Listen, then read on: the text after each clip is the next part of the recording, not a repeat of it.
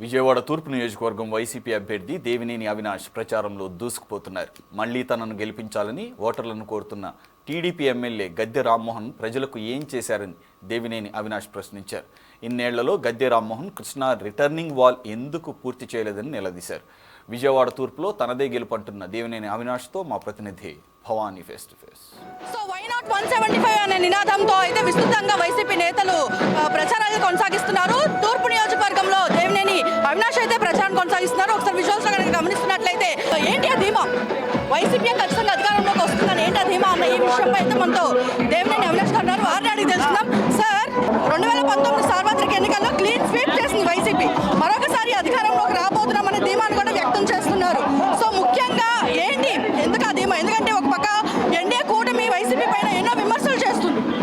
జగన్మోహన్ రెడ్డి గారు చేసిన సంక్షేమ అభివృద్ధి కార్యక్రమాలే రేపు జరిగే ఎన్నికల్లో రాష్ట్ర వ్యాప్తంగా వైఎస్ఆర్సీపీ పార్టీ ప్రభంజనం. ప్రతి నియోజకవర్గానికి గెలుచుకునే స్థాయిగా ప్రతి ఒక్క ఎమ్మెల్యే గారు గెలిచిన విధంగా రేపు వైఎస్ఆర్సీపీ పార్టీ ముందుకెళ్తుంది. దానికి కారణం జగన్మోహన్ రెడ్డి గారు చేసిన సంక్షేమ అభివృద్ధి కార్యక్రమాలు. సార్, ల్యాండ్ టైటిలింగ్ పేరుతో అక్రమాలకు పాల్పడబోతున్నారు. ఎందుకంటే కేంద్రం అనేది ల్యాండ్ టైటిలింగ్ అనేది ఆమోదించింది. కాకపోతే దానికి కొన్ని అమెండ్మెంట్స్ ని జగన్ కల్పించుకున్నారు అంటూ కూడా ఆగ్రహాన్ని వ్యక్తం చేస్తుందండి. ఈరోజు ల్యాండ్ టైటిలింగ్ యాక్ట్కి జగన్మోహన్ రెడ్డి గారు పూర్తిగా వ్యతిరేకం. నిన్న ఆయన చెప్పారు, జగన్మోహన్ రెడ్డి అనే వ్యక్తి స్థలాలు ఇస్తారు కానీ ఎప్పుడు గారు స్థలాలు తీసుకోరని చెప్పారు. ఈరోజు దాని మీద క్లియర్గా ఉంది. కానీ తెలుగుదేశం పార్టీ వాళ్ళ కూటమి జనసేన పార్టీ కావాలని చెప్పని జగన్మోహన్ రెడ్డి గారు అబద్ధ ప్రచారం చేస్తారు. సార్, సో ఓవరాల్గా మీరు కానివచ్చు, గద్దె రామ్మోహన్ కానివచ్చు, ఇద్దరి మధ్య వర్సెస్ స్టార్ట్ అయింది. కరకట్ట ఏదైతే రిటర్నింగ్ వాల్ ఉందో నేనంటే నేనని మీరు చెప్తున్నారు. గద్దె రామ్మోహన్ మాత్రము కాగితాల మీద సంతకాలు పెట్టి నోటి మాటలు అవినాష్ చెప్తున్నాడు. అవినాష్ అంతా అబద్ధపు పోటకము అని కూడా చెప్తున్నారు. అంటే మీరు 2000 కోట్ల రూపాయలతో అప్పు తెచ్చి మరి అభివృద్ధి చేశారని మీరు చెప్తున్నారు. బట్ గద్దె రామ్మోహన్ మాత్రము అదంతా అబద్ధం అంటున్నారు. నిజంగా గద్దె రామ్మోహన్ గారు కట్టుంటే 2019లో వరదలు ఎందుకు వచ్చినాయి, 2020లో వరదలు ఎందుకు వచ్చినాయి, ఈరోజు 8 లక్షల క్యూసెక్లు వచ్చినా వరద రాకపోవడం కారణం మేము కట్టాం కాబట్టి. ఈరోజు గద్దె రామ్మోహన్ గారు బొకాయించి నేనే కట్టా అంటే ప్రజానికం నమ్మట్లా, ఎవరు నమ్మట్లా.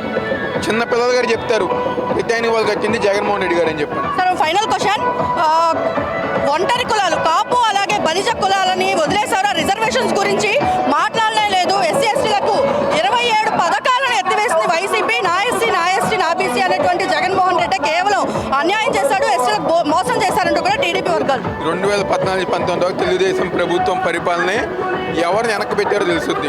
ఈరోజు జగన్మోహన్ రెడ్డి గారు గుండె మీద చేసుకుని నా అని చెప్పని ప్రతి ఒక్కరికి సంక్షేమ కార్యక్రమం ఇచ్చారు. కాబట్టి తెలుగుదేశం పార్టీ ప్రచారం చేస్తున్నాయి, నమ్మాల్సిన అవసరం లేదు. సో ఓవరాల్గా చూసినట్లయితే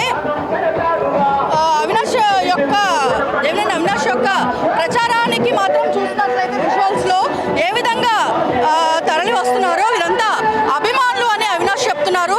అయితే బట్ ప్రతిపక్షాలు మాత్రము నియోజకవర్గ అభివృద్ధికి కానివచ్చు, అలాగే ప్రచారాల కోసం కానివచ్చు, దేవినేని అవినాష్ డబ్బులిచ్చి తోలిస్తున్నాడు అంటూ కూడా విమర్శలు అయితే వెలువెత్తుతున్నాయి. బట్ అదంతా కూడా దేవినేని అవినాష్ తీవ్రంగా ఖండించినటువంటి పరిస్థితి కనిపిస్తుంది. సో ఇది ఓవరాల్గా చూసినట్లయితే ల్యాండ్ టైటిలింగ్ అనే అంశానికే వైఎస్ జగన్మోహన్ రెడ్డి పూర్తి వ్యతిరేకము.